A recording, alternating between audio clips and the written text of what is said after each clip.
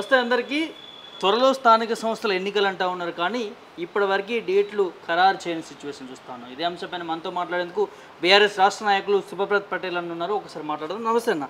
నమస్తే. ఎట్లా చూస్తారన్న స్థానిక సంస్థల ఎన్నికలకు సంబంధించి? ఎప్పుడో పెట్టాల్సినటువంటి ఎన్నికలు ఇప్పటి వరకు కూడా డిలే అవ్వకుండా వస్తూ ఉన్నాయి. ఎట్లా చూడొచ్చు? వాస్తవానికి సర్పంచ్ ఎన్నికలు కాల పరిమితి జనవరి 31, 2024, అంటే దాదాపు 18 నెలల కాలం కావస్తున్నది ఎన్నికలు పెట్టాల్సినటువంటిది. కానీ కాంగ్రెస్ పార్టీ గత ఎన్నికల్లో మేనిఫెస్టోలు పెట్టింది ఏంటంటే, మేము స్థానిక సంస్థల్లో కులగణన చేస్తాం, జనగణన చేసి తద్వారా బీసీల రిజర్వేషన్ని 42% పెంచుతాం, పెంచి ఎన్నికలకు పోతామని చెప్పేసి వాళ్ళు వాగ్దానం చేయడం జరిగింది. దాన్ని నేపం పెడుతూ ఇన్ని రోజులు కాలయాపన చేస్తారు. కానీ వాళ్ళు చేసినటువంటి కరెక్ట్ సర్వే కూడా కరెక్ట్ చేయలేరు.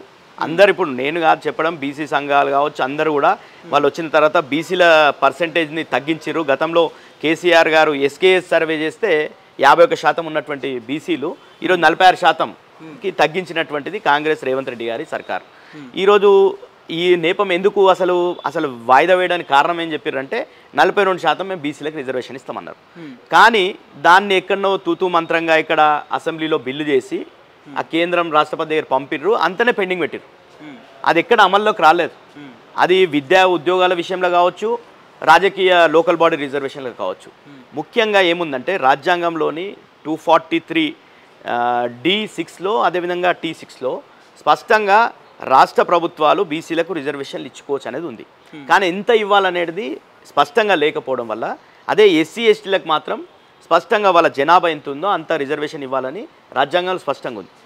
ఇది లేని కారణంగా కొంతమంది 2010 కన్నా ముందు సుప్రీంకోర్టు పోతే, సుప్రీంకోర్టులో రాజ్యాంగ ధర్మాసనం Krishnamurthy versus union of India దాంట్లో స్పష్టంగా చెప్పింది ఏంటంటే 50% దాటొద్దు, ఎస్సీ ఎస్టీ పోను మిగతా మాత్రమే బీసీలకు ఇచ్చుకునే అవకాశం ఉంది. దాన్ని కూడా ఒక డెడికేటెడ్ కమిషన్ ద్వారా అధ్యయనం చేసి వెనుకబాటుతనాన్ని నిర్ధారించి ఈ 50% దాటొద్దు అనేది అది పెట్టింది. వాళ్ళు నిన్న కూడా హైకోర్టుకి ఈరోజు ప్రజలకు అందరికీ మభ్య పెడుతున్నది 42% ఇచ్చిపోతాం ఎన్నికలకు అని చెప్తారు. కానీ నిన్న హైకోర్టులో జరిగినటువంటి విచారణలో కూడా ప్రభుత్వం తరఫున, రాష్ట్ర ప్రభుత్వం తరఫున మేము ట్రిపుల్ టెస్ట్ అనుగుణంగా మేము ఎన్నికలు పెట్టడానికి సిద్ధంగా ఉన్నాం, మాకు సమయం ఇవ్వండి అని చెప్పి అడిగారు. అంటే ట్రిపుల్ టెస్ట్ అంటే ఏంది? ఫస్ట్ అధ్యయనం చేయాలి. వాళ్ళు ఒక కమిషన్ వేసారు, భూసాని వెంకటేశ్వర గారి commission.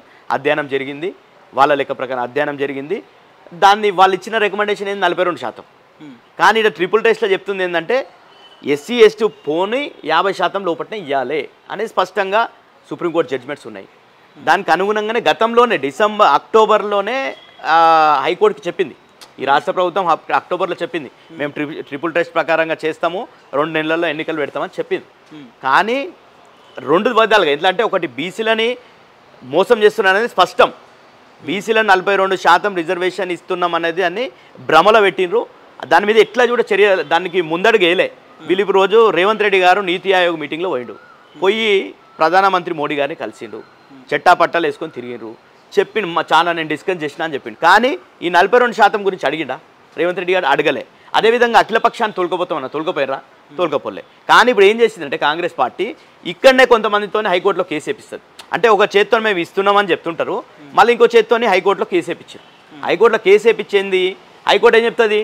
As per supreme court judgement ప్రకారంగా, రాజ్యాంగంలో ఉన్నటువంటి ఆర్టికల్స్ ప్రకారంగా 6 నెలల లోపల కాలపరిమితి అయిపోయినటువంటి లోకల్ బాడీస్, ఎంపీడీసీలు కావచ్చు, జెడ్పీడీసీలు కావచ్చు, సర్పంచ్లు కావచ్చు, మున్సిపల్ కావచ్చు, ఇవన్నీ కూడా 6 నెలల లోపల ఎన్నికలు పెట్టాలని ఉంటుంది స్పష్టంగా. 6 నెలల్లో పెట్టుండని ఇప్పుడు హైకోర్టు డైరెక్షన్ ఇస్తుంది. ఇప్పుడు ఆల్రెడీ తీర్పు రిజర్వ్ చేసింది. నిన్న క్యాబినెట్లో చర్చించాల్సింది ఏంది? 42% ఎట్లా ఇవ్వాలనో చెప్పాలి. వాళ్ళు గతంలో మస్తు చెప్పారు. మేము క్యాబినెట్లో పీసీసీ ప్రెసిడెంట్ కూడా ఏం చెప్పిండు, మంత్రులు మేము ఎన్నికలు పెడతామని మంత్రులు చెప్పేసిండు అత్యుత్సాహంతో. చెప్తే పీసీసీ ప్రెసిడెంట్ ఏం చెప్పారు, మీరు మాట్లాడొద్దు, క్యాబినెట్లో డిస్కస్ చేస్తామన్నారు. క్యాబినెట్లో నిన్న ఏం చేశారు? డిస్కస్ చేయలే.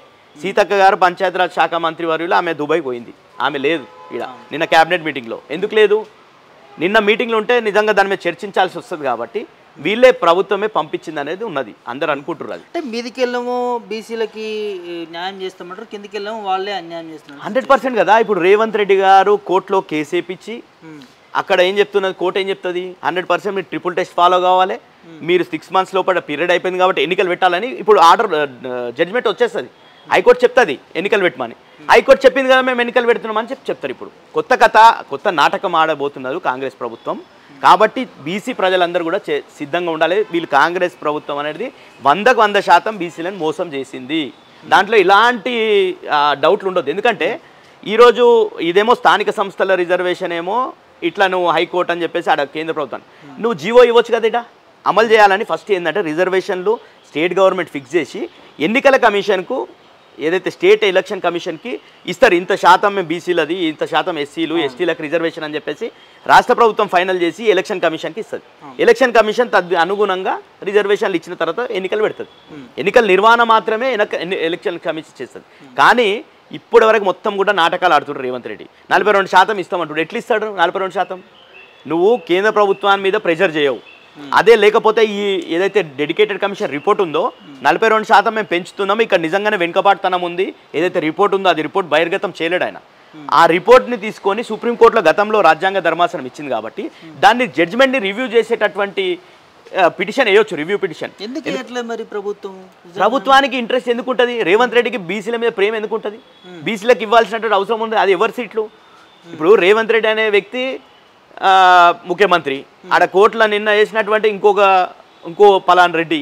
ఇంకో పలాన్ రెడ్డి సర్పంచ్ పోయి కోర్టులు వేస్తాడు. వేసి బీసీల రిజర్వేషన్ ఎట్టి పరిస్థితులలో మళ్ళీ కూడా సేమ్ గతంలో ఎందుకు తగ్గింది? కేసీఆర్ గారికి ఇవ్వద్దని ఉండేనా?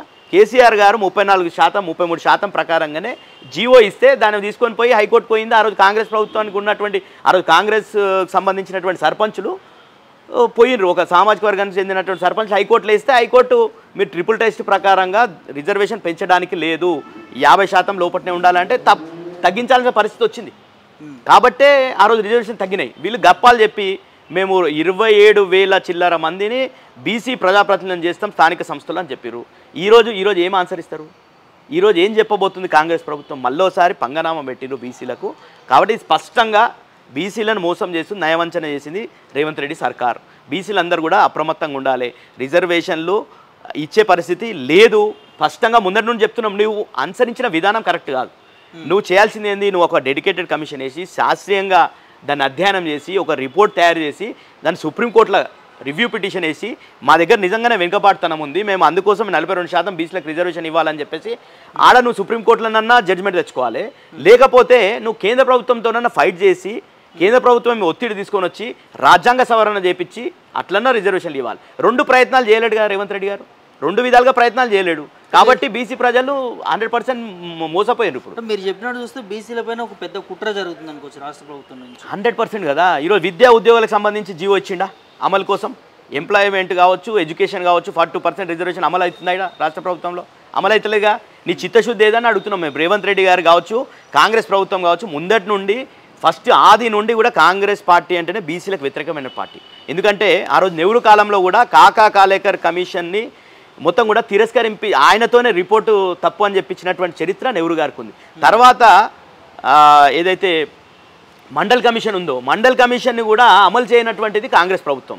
వీపీ సింగ్ గారు వచ్చిన తర్వాత మండల్ కమిషన్ ఇంప్లిమెంటేషన్కి వచ్చింది.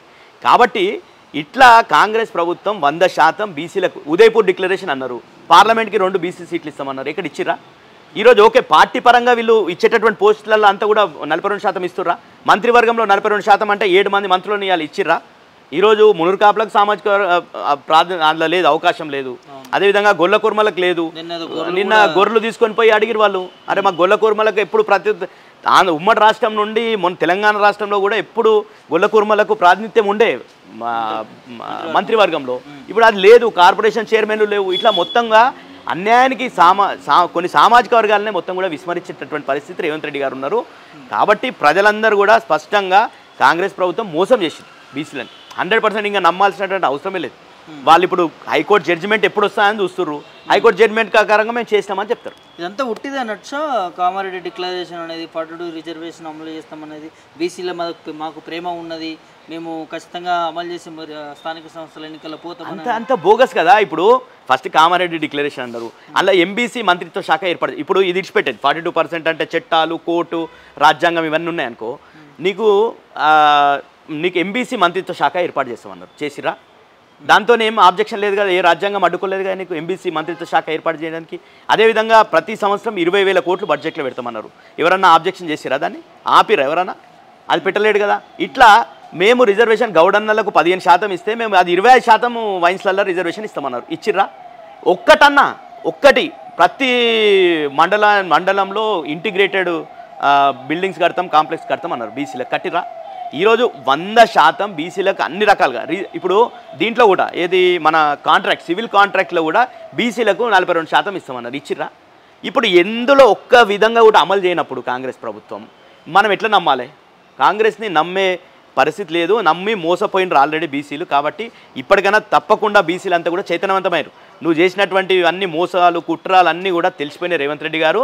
మీరు 100% బీసీ వ్యతిరేకమైనటువంటి పార్టీ. మొన్న మంత్రివర్గంలో చూసుకోరు, మంత్రివర్గంలో 7 మంత్రులు ఇవ్వాలి నువ్వు 42% అంటే 7 మంత్రులు ఏడిచ్చినావు నువ్వు? ఇయ్యలే. కాబట్టి 100% ఇది బీసీలను మోసం చేసేటటువంటి ప్రభుత్వం. ఈ ఎన్నికలు కూడా స్థానిక సంస్థల ఎన్నికల్లో మొత్తం కూడా పాపం బీసీ సోదరులందరూ కూడా అరే మేము ఎన్నికల్లో నిలబడవచ్చు, మాకు రిజర్వేషన్ వెళ్తా అనే ఆశలో ఉండ్రి. వాళ్ళంతా ఆశలన్నీ అడియాశలు చేసినటువంటి రేవంత్ రెడ్డి గారు తప్పకుండా బీసీ సంఘాలంతా కూడా బీసీ సంఘాలు కావచ్చు, బీసీ సమాజం అంతా కూడా ఏకం కావాల్సినటువంటి అవసరం ఉంది. ఈ ప్రభుత్వానికి వ్యతిరేకంగా పోరాటం చేయాల్సినటువంటి అవసరం ఉంది. థ్యాంక్ యూ అన్న. Thank you. ఇది బీసీలందరూ మేల్కోవాల్సినటువంటి అవసరం ఉన్నది. ఎందుకంటే ఇక్కడ పెద్ద కుట్ర జరుగుతోంది. స్థానిక సంస్థల్లో ఎన్నికల విషయంలో రిజర్వేషన్ కల్పిస్తామని చెప్పినటువంటి ప్రభుత్వమే మీదికెళ్ళి ఒకలా చెప్తా ఉంది, కిందికెళ్ళి ఇంకోలా అన్యాయం చేసే పరిస్థితి జరుగుతూ ఉంది. కాబట్టి ఖచ్చితంగా బీసీ మేధావులు కావచ్చు, బీసీ నాయకులు, బీసీ బిడ్డలు మేల్కోవాల్సినటువంటి అవసరం ఉన్నది. ప్రభుత్వానికి బుద్ధి చెప్పి స్థానిక సంస్థల ఎన్నికల్లో బీసీ వాదం ఏందనేది నిరూపించుకోవాల్సినటువంటి అవసరం ఉందంటూ కూడా మరి శుభప్రత్ పటేల్ అన్న గారు చెప్తున్నటువంటి అంశాన్ని చూస్తాను. వీడియో శుభత ప్రభాకర్ మిలిటరీ హైదరాబాద్.